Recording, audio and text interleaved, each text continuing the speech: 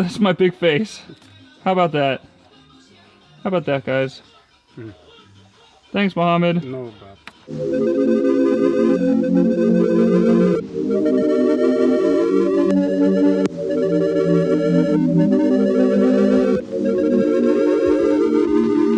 What a beautiful day in New York City, ladies and gentlemen.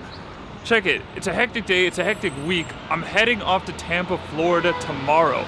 Tampa, Florida is where the rest of the Dubseed team is based. It's where the symphonic crew is based. Right now, what I'm gonna do is I gotta head off to Manhattan. First thing I gotta do is I gotta get my phone repaired.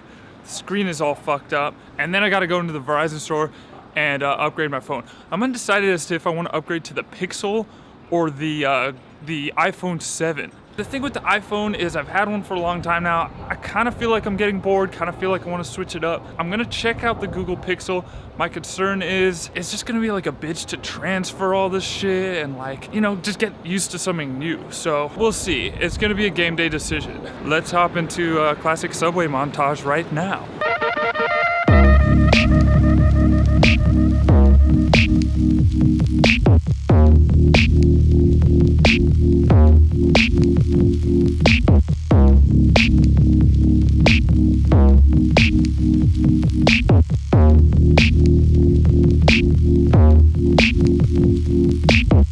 There's only one black one in Washington Square Park this year. Any information as to where I could find it? This is the arch, and then there's a pass here. He's usually in this area, huge area. Okay. I bring them always and not there on the other side, not him, but the other group when I walk somewhere else. That's amazing. Well, thanks for the information. In Central Park, you can find the American native squirrel. It's a very slender, small, red one. Okay. And don't even try to pet it because they don't like to be pet. They can bite. Oh, really? They're the native wild ones. Okay. I've seen only once. I didn't know what it was, and somebody told me. They're very slender. They're all right. I'll take a look. rusty red. Take care, my dear. Rumbles are Okay. in Central Park. All right. Thank you. Yo, exclusive information right now. That lady was just telling me that there's one black squirrel in Washington Square Park. So in previous blogs, I talked about when Dubseed first launched, it just completely flopped. Let's take a look at that moment. It just flopped. I wanted to go a little bit more in depth and talk about actually why Dubseed flopped. First of all, I made a classic mistake that I feel like a lot of people make when first jumping into a business, being that I built something that I really wanted, which was not necessarily something that everyone else wanted. I also realized that a marketplace for stems didn't exist, so I just instantly thought, well, I'll just become that marketplace, but I didn't actually think about why that marketplace didn't exist. People are quick to jump into something that doesn't exist, but oftentimes it doesn't exist for a reason. And I think there are 3 reasons why some sort of business or idea doesn't exist in the first place. First reason is it could be that original of an idea that nobody in the world has thought of it. Unlikely though, unlikely. The second idea, which is a bit more plausible, is that somebody's thought about it, but they actually haven't done it yet. And the third reason is, and the one that I think is the most common, is that people have thought about it, people have done it, and they've all failed at it. And that was the category that Dubseed was in when we first launched. It was an idea that as I talked about it more and met with more people, they were like, oh yeah, you know, so-and-so did this back in like 2008, and it failed miserably. Or like, yeah, you should talk to these people. They had something very similar, but they went bankrupt. Time after time, I kept hearing stories of people that had tried to do something that was very similar to Dubseed, and it didn't work. And every time I heard those stories, I would pee in my pants a little bit. The reality was that the industry had not been ready for an idea like Dubseed. It'd been something that the music industry had been resisting for a long time, and I had to figure out why. All right, guys, great news. I'm at Smart Device Pro. It's one of the highest rated device repair shops on Yelp.com, Google.com. I'm very excited to be here. Let's get my device repaired right now. Let's go in there.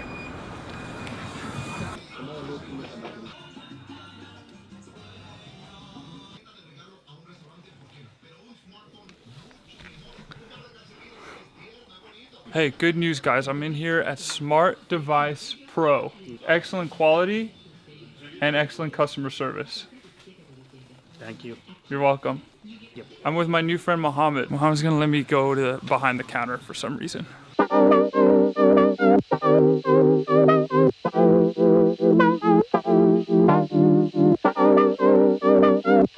When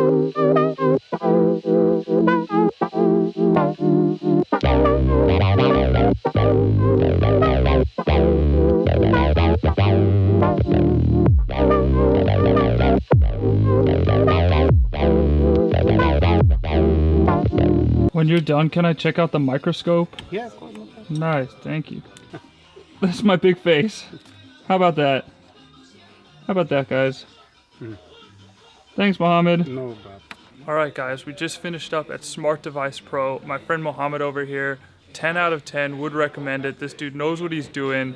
Popping in the store, you can buy some luggage, you can buy a smoke machine, and Mohammed might even let you play with the microscope if you're nice enough.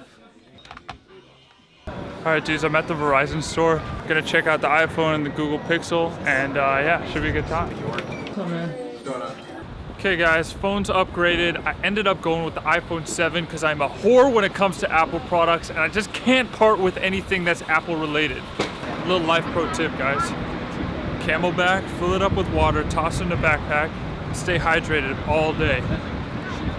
Stay woke, stay lit, stay hydrated.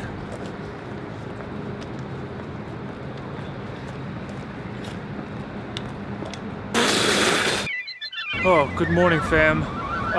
Heading off to Tampa, Florida. Like I said, Symphonic Distribution, the company that invested in Dubseed, is based down there.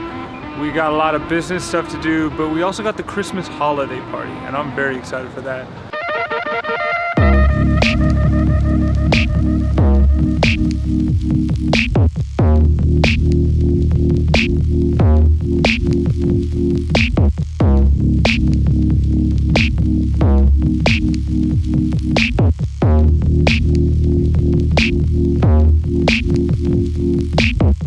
Alright dudes, finally arrived in Tampa, Florida. It's been a super long day of traveling. I wanted to go ahead and wrap up the story we were telling earlier. Where we left off, we had talked about how the music industry was not ready for a STEM marketplace. Really what changed the mindset of the music industry was the launch of the Native Instruments STEM format. Now if you don't know what I'm talking about, check out episode 2 of Week in Review.